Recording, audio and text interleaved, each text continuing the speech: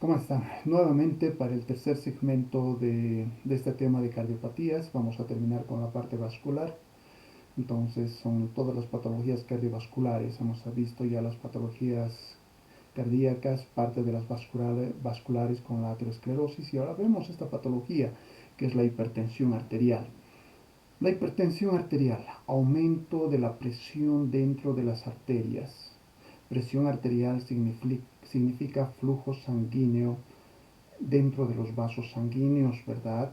Flujo de sangre hacia los tejidos.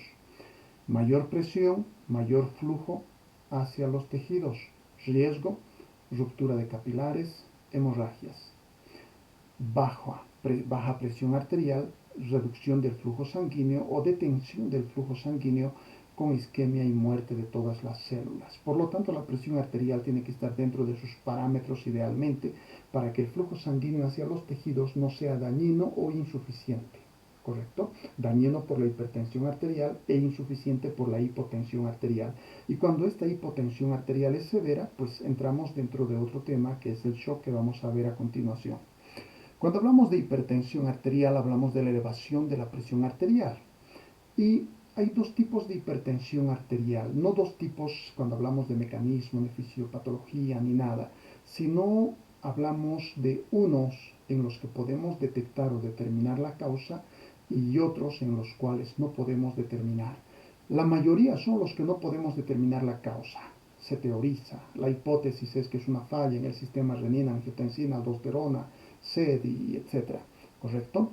Pero no podemos comprobar. Por lo tanto, a ese tipo de hipertensión arterial se le dice hipertensión arterial esencial, primaria o idiopática. Y sabemos que idiopática significa de causa desconocida, ¿verdad?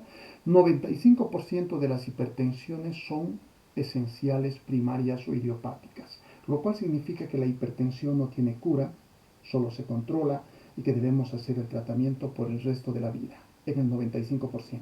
Ahora existen el otro 5% de hipertensiones que se les llama hipertensión arterial secundaria. Estas sí son las que tienen solución. Encontramos la causa y se pueden resolver.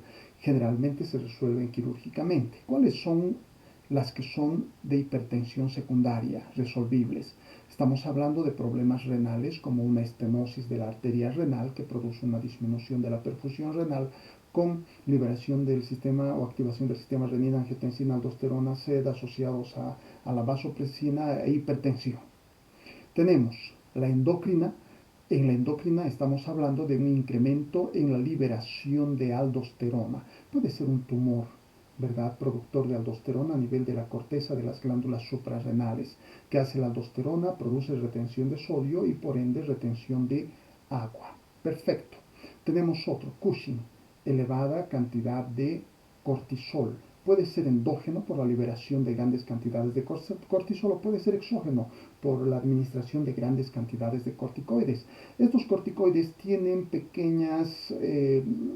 los corticoides tienen un poco de efecto o un pequeño efecto mineralocorticoide que es similar a la aldosterona, porque la aldosterona se dice mineralocorticoide, así como por ejemplo al corticoide se le llama glucocorticoide, a la aldosterona mineralocorticoide, ¿verdad? Y aquí el Cushing está por glucocorticoides. Pero estos glucocorticoides, ¿verdad? Como el cortisol o los corticoides externos, exógenos, tienen un ligero efecto mineralocorticoide o de aldosterona, produciendo una retención de cloruro de sodio y agua por ende, y aumentando la carga hídrica en la persona. Perfecto, endocrino. Hablamos otro, por ejemplo, que es un tumor productor de noradrenalina, que decimos feocromocitoma. Este será una hipertensión de tipo neurógena, porque es por un espasmo producido por hipersecreción de noradrenalina por este tumor. Hablamos de acumulación de estrógenos o por exceso de estrógenos, que los estrógenos también tienen efecto similar a la aldosterona retenedora de agua, ¿correcto? Y que pueden llevar a la larga a la hipertensión arterial. Otro, hablamos de la coartación de la aorta, es un estrechamiento de la aorta a nivel abdominal antes de llegar a los riñones y este estrechamiento reduce el flujo sanguíneo a los riñones, produciendo la activación del sistema renina, angiotensina, aldosterona, SED. Entonces, todos estos se los puede encontrar. Encontramos la causa y resolvemos la mayoría de estos quirúrgicamente y le llamamos hipertensión arterial secundaria, que son solo el 5%. Pero la primaria, que son el 95% de las hipertensiones, significa que no son solucionables, son solo controlables y tiene que ser por el resto de la vida. Perfecto. Cuando hablamos de mecanismos, así como siempre hablamos de los mecanismos productores, los mecanismos son las causas fisiológicas o los mecanismos fisiológicos por los cuales se puede llegar a la hipertensión. Hablamos de tres grandes mecanismos. Número uno, retención hídrica. Cuando hablamos de retención hídrica, hablamos aquí de la renal, de estenosis renal, hablamos de la aldosterona, hablamos del Cushing, hablamos de los estrógenos, hablamos de la coartación, hablamos de retención hídrica. Y probablemente la esencial también sea por retención hídrica, ¿verdad? Segundo, secreción excesiva de catecolaminas, excesiva secreción de noradrenalina y adrenalina. Estamos hablando de estrés y hablamos de feocromocitoma, ¿correcto? Y la tercera, hablamos de una pérdida de capacitancia arterial. ¿Qué significa la pérdida de la capacitancia arterial? Que se pierde la elasticidad de los vasos sanguíneos, o sea, la capacidad de distenderse y contener sangre en su interior. Cuando perdemos la capacitancia de las arterias, por ejemplo, cuando hay una excesiva cantidad de catecolaminas que producen vasoconstricción, reduciendo la capacitancia arterial. Pero principalmente cuando hablamos de la pérdida de la capacitancia arterial, estamos hablando de la rigidez de las arterias que evita que éstas se distiendan o se estiren. Y estamos hablando de una patología específica, estamos hablando de la aterosclerosis. Entonces aquí, retención hídrica, hablamos de esencial, renal, aldosterona, Cushing, estrógenos, coartación, secreción excesiva de catecolaminas, hablamos de feocromocitoma, estrés y pérdida de la capacitancia arterial, hablamos de aterosclerosis. Perfecto, esos son los mecanismos productores de hipertensión. ¿Qué manifestaciones tiene la hipertensión? Lo peor de todo es que muchas veces ninguna. Los pacientes están asintomáticos. Por esa razón la literatura los menciona como el asesino silencioso. Significa que te va a matar a la larga, pero a un principio no hace ruido. Es totalmente asintomático, ¿verdad? Y ese es el riesgo, convencer a un paciente que es hipertenso y que no tiene manifestaciones. Te dice, ¿para qué? Si no me siento mal. Perfecto. Ahora, si presentara manifestaciones, pues vamos a tener cefalalgia, que es cefalea, dolor de cabeza, vamos a tener mareos, vamos a tener sangrado nasal, epistaxis o sangrado a nivel ocular, que estamos hablando de hemorragias subconjuntivales, ¿verdad? Por un aumento de la presión dentro de esos capilares y que se rompen produciendo epistaxis o hemorragias subconjuntivales. Tenemos fatiga, tenemos retinopatías, edemas, pero esta retinopatía y papiledema generalmente se produce como, por ejemplo, una complicación de lo siguiente que vamos a ver, que es el daño agudo a órgano blanco con una hipertensión severa, ¿verdad? En la cual se produce un problema que es la encefalopatía hipertensiva, que es la afectación aguda o rápida del encéfalo a consecuencia de la hipertensión.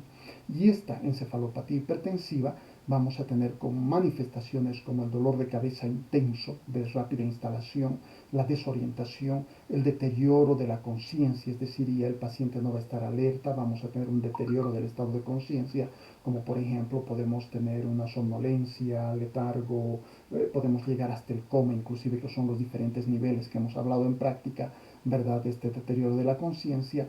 Hablamos de convulsiones porque puede haber una hemorragia cerebral con compresión de determinados núcleos o centros del sistema nervioso, de las áreas motoras, ¿verdad? De una generalización de este proceso de afectación del encéfalo, convulsiones, que es la manifestación más típica del cerebro, las náuseas, los vómitos. Generalmente los vómitos no van precedidos de náuseas, son vómitos explosivos típicamente en esta encefalopatía hipertensiva. Y aquí vemos el papiledema, que es un edema a nivel de la papila, cuando nosotros hacemos fondo de ojo o el neurólogo y encuentra un edema a este nivel, que prácticamente nos está indicando que se está produciendo un daño agudo a nivel encefálico, es decir, se le llama daño agudo a órgano blanco, que es la encefalopatía hipertensiva, y que esta puede matar, digamos, rápidamente, en minutos u horas, prácticamente al paciente cuando tenemos esta emergencia hipertensiva.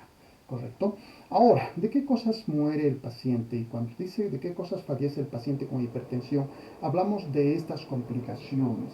Las complicaciones que son las causas de muerte en una hipertensión arterial. Hemos visto a la larga puede morir rápidamente por esta encefalopatía hipertensiva, por daño agudo al órgano blanco, que es la muerte rápida, pero cuando el fallecimiento, el deterioro es progresivo y se prolonga el fallecimiento, prácticamente estamos hablando de tres causas grandes. Un problema es que por la hipertensión arterial se pueden romper capilares, se van rompiendo capilares progresivamente a nivel del cerebro, ocasionando lo que le llamamos accidente cerebrovascular hemorrágico. ¿Correcto? Segundo, los capilares que se pueden romper por la hipertensión también pueden ser a nivel renal. A nivel de los riñones, los capilares glomerulares se rompen, haciendo que las nefronas queden destruidas y no sirvan, llevándonos a una insuficiencia renal y que esto nos puede llevar a la muerte. Tercero, el tercero no es por ruptura de capilares, el tercero es simplemente porque el aumento de la presión diastólica a nivel de la aorta, ¿verdad? La hipertensión a nivel de la aorta, ocasiona un aumento de la presión de oposición contra el gasto cardíaco. Estamos hablando de la poscarga del corazón. La poscarga, cuando hay un aumento de la presión de resistencia a la salida del corazón, automáticamente el corazón tiene que incrementar, ¿qué cosa? Su fuerza de contracción. Para incrementar la fuerza de contracción de manera prolongada va a tener que hipertrofiarse. Al hipertrofiarse aumenta sus necesidades de consumo de oxígeno, puede sufrir problemas del ritmo, puede sufrir cardiopatías isquémicas. Si no lo hace, esta hipertrofia va a ser por un determinado tiempo y luego se fatiga, se cansa y el corazón se dilata. Y el corazón, una vez que se dilata, entra a lo que es una insuficiencia cardíaca. Entonces, cuando vemos la tercera complicación o causa de muerte, hablamos de la insuficiencia cardíaca a la que nos va a llevar esta hipertensión a nivel de la aorta. Es prácticamente una sobrecarga de volumen y presión que se va a producir dentro del corazón. Perfecto. Tres causas de muerte, que son las complicaciones en la hipertensión arterial. El tratamiento. Cuando hacemos tratamiento, empezamos con medidas generales. Las medidas generales será reducir de peso, tener un peso adecuado para la estatura, hacer ejercicios, evitar el sedentarismo, será también hacer ejercicios de tipo aeróbicos para facilitar la oxigenación de los tejidos, el consumo de los excesos de grasas y de azúcares, etcétera, dietas reduciendo el consumo de grasas, pero si no reducimos el consumo de azúcares no tiene sentido porque los azúcares se convierten en grasas, por lo tanto reducimos las grasas, los azúcares, una sustancia esencial que debemos reducir, así como el riesgo es sumamente grande en la diabetes por el exceso de consumo de azúcares, el consumo de sodio, cloruro de sodio, sal, puede ser fatal para el paciente con hipertensión arterial, porque por cuestiones de osmolaridad, cuando consumimos cloruro de sodio, si tenemos una elevación del cloruro de sodio, elevamos la osmolaridad en nuestros medios líquidos, ocasionando la retención hídrica y el ingreso de mayor cantidad de líquidos, aumentando la cantidad de volumen corporal total de líquidos en el organismo, lo cual va a incrementar la hipertensión arterial. Entonces el cloruro de sodio debe ser reducido a todos, no solamente a aquellos pacientes sensibles al sodio, sino también a los que no se determinó que sean sensibles al sodio, ¿correcto? Esto es importante. Y luego tenemos el tratamiento farmacológico que tiene que ser escalonado. Hay fármacos de primera línea, de segunda línea. Empezamos generalmente con los fármacos que reducen el volumen, la retención hídrica, el volumen de agua en el organismo, denominados diuréticos, que hacen orinar más. Luego tenemos otro tipo de fármacos que lo que hacen es bloquear los sistemas de renina, angiotensina, aldosterona. Hablamos de los IECAs, que son los inhibidores de enzima convertidora de angiotensina, o los ARA2, antagonistas de los receptores de angiotensina 2, que son la segunda línea. Luego tenemos una tercera línea con los antagonistas de calcio, que ellos son más poderosos y también con más efectos colaterales, más peligrosos, y vamos así hasta los betabloqueantes y otros fármacos progresivamente en forma escalonada, y que dependiendo del nivel de hipertensión tendrá que ser pues con un solo fármaco, con dos fármacos, con tres fármacos, con hospitalizaciones y uso de fármacos parenterales, dependiendo del grado de hipertensión arterial. Entonces aquí hablamos de la presión arterial, aquí están las complicaciones, accidentes cerebrovasculares hemorrágicos, una de las posibilidades de muertes, ¿verdad? Por hemorragias cerebrales, por destrucción de los capilares e insuficiencia renal, hablamos de la ruptura de los capilares glomerulares y hablamos de una elevación de la fuerza de poscarga o presión de poscarga de oposición al gasto cardíaco, a la expulsión del corazón, que nos va a llevar a una hipertrofia, dilatación e insuficiencia cardíaca progresivas, que son las tres causas de fallecimiento o complicaciones en la hipertensión. Y aquí tenemos la clasificación de la hipertensión que ya hemos visto prácticamente en la práctica y que no la vamos a repetir, pero sí podemos hablar aquí de las emergencias hipertensivas, cuando las presiones arteriales sistólicas son mayores a 180 y las diastólicas mayores a 120, los cuales pueden ser susceptibles de llevarme prácticamente a un problema que se llama encefalopatía hipertensiva, que es un daño agudo a órgano blanco y que esto puede ocasionar la muerte no en años, sino prácticamente en minutos, horas, ¿verdad? Perfecto. Por último vamos a hablar del shock o choque, ¿verdad? El shock o choque. ¿Qué es el shock o choque? Cuando hablamos de la presión arterial, hemos dicho que la presión arterial es sinónimo de flujo sanguíneo. Si la presión arterial es buena, tenemos un buen flujo sanguíneo y tenemos una buena perfusión tisular. Al tejido le llega buena cantidad de sangre para irrigar y cumplir o llenar todas sus necesidades. El problema es cuando es por encima de la hipertensión arterial. Hemos dicho que es dañino porque hay ruptura de capilares, daña el corazón a la larga, perfecto. Pero la hipotensión arterial lo que produce es una disminución del flujo sanguíneo hacia los tejidos, y si esta disminución del flujo sanguíneo o de la presión arterial es severa, prácticamente la sangre deja de circular, haciendo que los tejidos todos mueran por isquemia, obviamente, ¿verdad? Y a esa disminución del flujo sanguíneo se le llama shock o choque. Cuando hablamos del concepto de shock nos referimos a hipoperfusión tisular generalizada. Hipo significa disminución, perfusión significa flujo sanguíneo, tisular a los tejidos o células y generalizada en todo el cuerpo. Entonces hay una reducción o baja en el flujo de sangre a todas las células o tejidos en todo el cuerpo, porque la circulación está reduciendo su flujo sanguíneo o se anuló totalmente y dejó de circular, y las células van a morir a consecuencia de esta hipoxia, ¿verdad? Perfecto, este es el shock. Y cuando hablamos de este shock, le decimos shock circulatorio en general, porque es la hipoperfusión tisular generalizada a nivel de la circulación, shock circulatorio. Cuando hablamos de causas, ¿cuáles son las causas?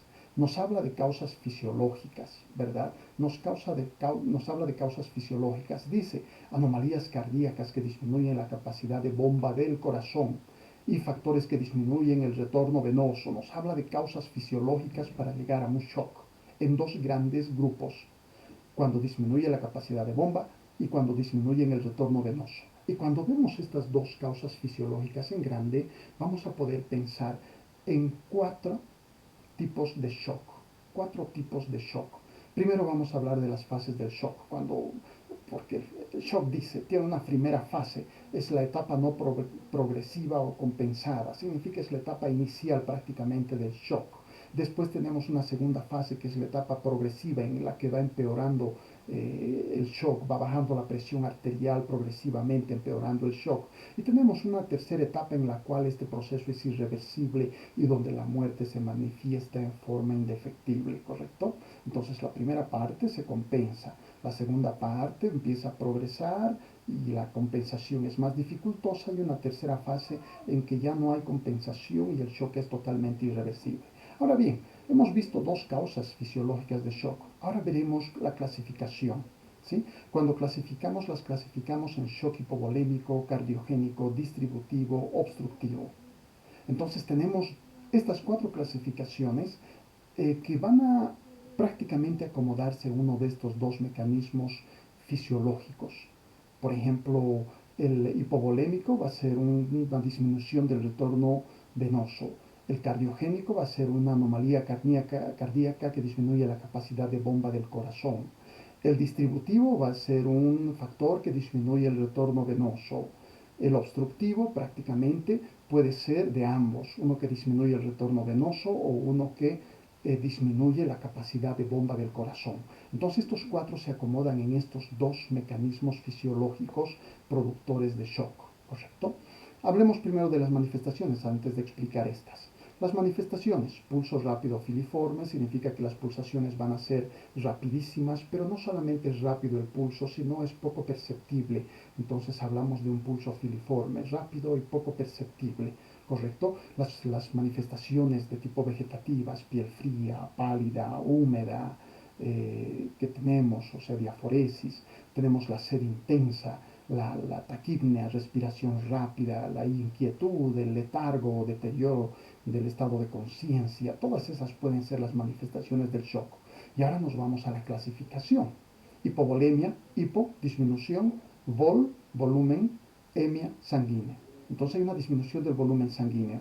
¿Por qué será? Hemorragias, ¿verdad? Las hemorragias pueden ser por traumas, hablamos de deshidrataciones también, pero las hemorragias por traumas, por síndromes de aplastamiento. Estos síndromes de aplastamiento son, por ejemplo, cuando tenemos lesiones en accidentes con aplastamiento del muslo, de músculos y que forman terceros espacios grandes con acumulación de sangre en estos lugares.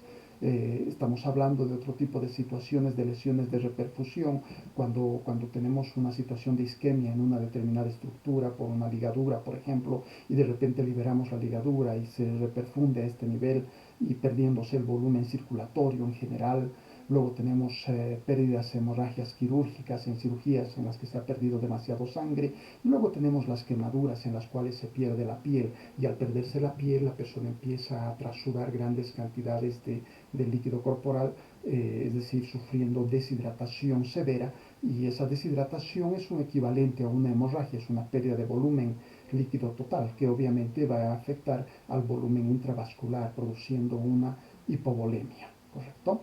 Perfecto, entonces la quemadura dependerá de la cantidad de tejido quemado, de piel quemada.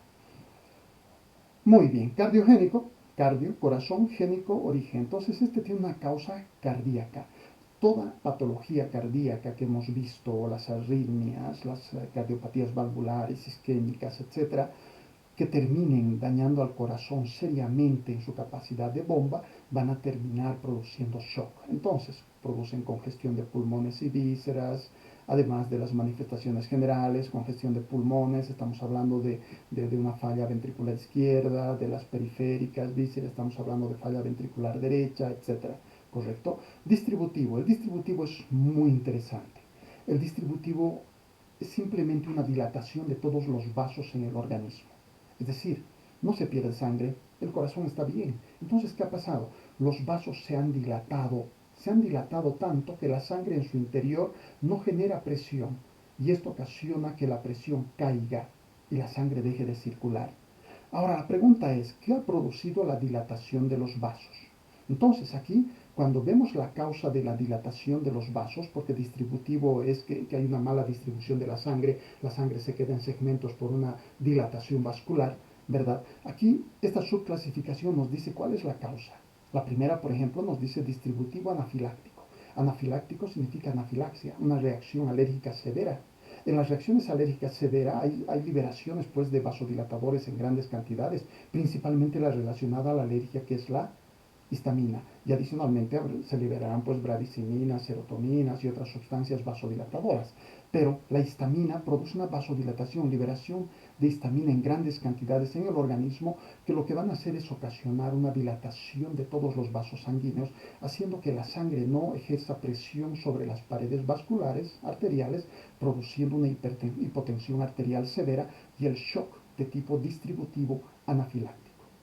Ahora, el séptico es muy similar al anafiláctico, solo que en el séptico hablamos de una infección severa, en la cual las bacterias liberan una serie de toxinas bacterianas y estas toxinas tienen un efecto vasodilatador similar al de la histamina, produciendo la vasodilatación, pero la respuesta a la infección, a la inflamación, etc., es la liberación de mediadores de la inflamación. Y parte de estos mediadores de la inflamación son sustancias vasoactivas que producen vasodilatación como la histamina, como la serotonina, como las bradicininas, etc. Entonces el séptico, que es una infección severa, se produce por la acción de las toxinas que son vasodilatadoras y la acción de otros mediadores de la inflamación que también tienen efecto vasodilatador, llevando a la dilatación de los vasos en todo el organismo, produciendo el shock. Perfecto.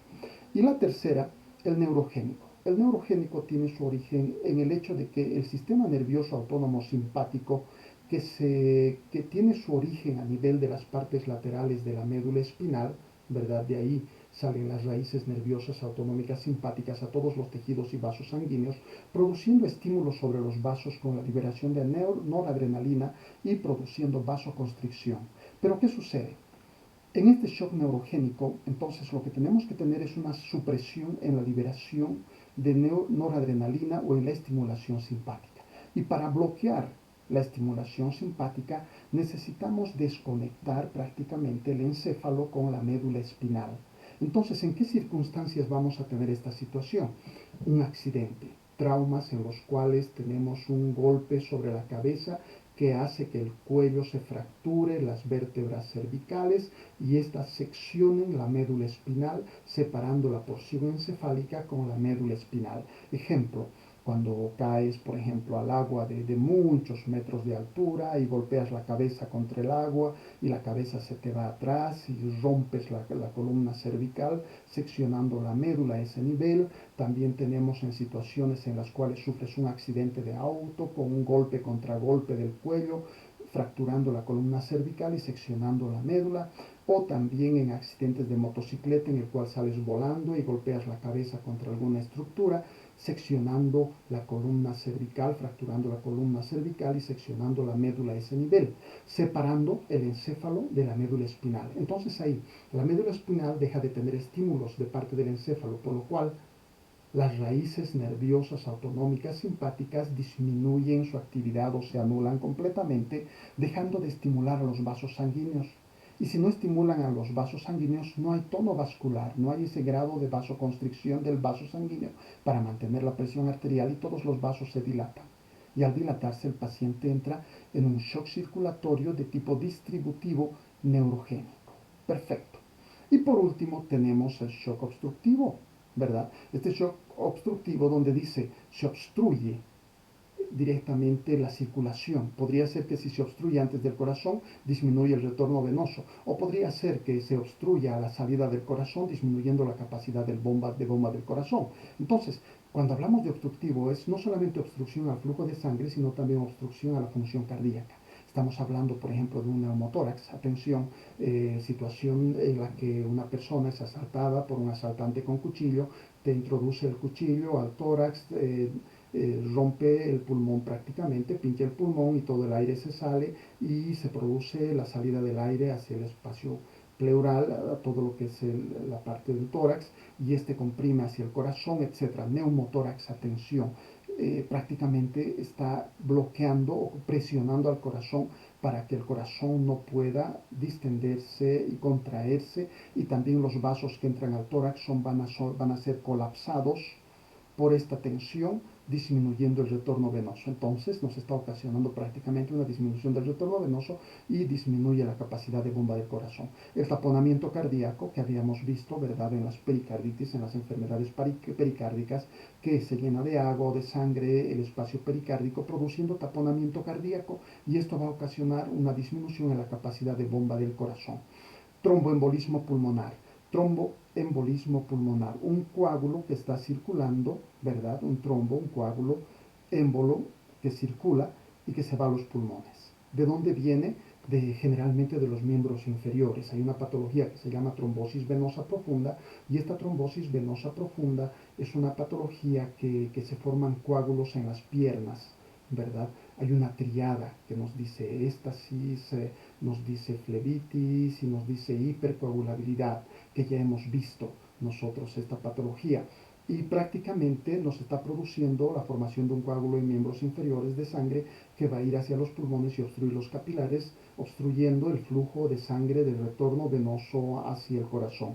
Pero este tromboembolismo pulmonar podría no ser solamente por coágulos de sangre, también en las liposucciones podrían ser de grasas, en los partos el líquido amniótico, podría ser en las fracturas por médula ósea que ingresa, es decir, por diferentes fragmentos que pueden ir al corazón y de ahí a los pulmones, produciendo este tromboembolismo pulmonar y ocasionando la obstrucción al flujo de retorno venoso al corazón. También tenemos tumores cardíacos que pueden hacer lo mismo, disminuyendo la capacidad de la bomba cardíaca. Entonces, estos son los tipos de de shock, ¿correcto? Circulatorio. Ahora, cuando hablamos de shock refractario, bueno, y es la parte final prácticamente de un shock. Cuando hablábamos de la etapa irreversible, este shock refractario significa que ya no responde al tratamiento prácticamente. Nos habla de la irreversibilidad del shock, ¿verdad? En la cual vamos a tener pues isquemia cerebral, una insuficiencia miocárdica, síndrome de distrés respiratorio agudo, que es un problema pulmonar, daño endotelial capilar pulmonar y epitelial alveolar con liberación de citocinas a nivel pulmonar y una reacción inflamatoria severa en los pulmones que pues hace pedazos los pulmones. Entonces este shock refractario es un shock en el cual vamos a tener daño de muchos otros órganos y el paciente es pues susceptible a desarrollar una disfunción multiorgánica. Disfunción multiorgánica significa que van a empezar a fallar muchos órganos y la muerte se va a producir por la falla de todos esos órganos. Aquí está la pérdida de sangre, aquí están las alergias, ¿verdad? Producidas por las histaminas, que cuando es sistémico hay liberación de histamina en grandes cantidades y que nos va a producir este shock de tipo distributivo, pero anafiláctico. Este será el hipovolémico, este será el shock de tipo cardiogénico y este será el shock de tipo obstructivo, pero por trombos émbolos, ¿verdad? Formados tal vez en esa trombosis venosa profunda de la que habíamos hablado en personas que tienen los problemas de varices internas y este gran riesgo por esa triada que conocemos. Perfecto, que es la triada de Virchow. Perfecto, con esto entonces este tercer segmento completamos todo el tema cardiovascular y ya tenemos todo el temario completo para el primer parcial.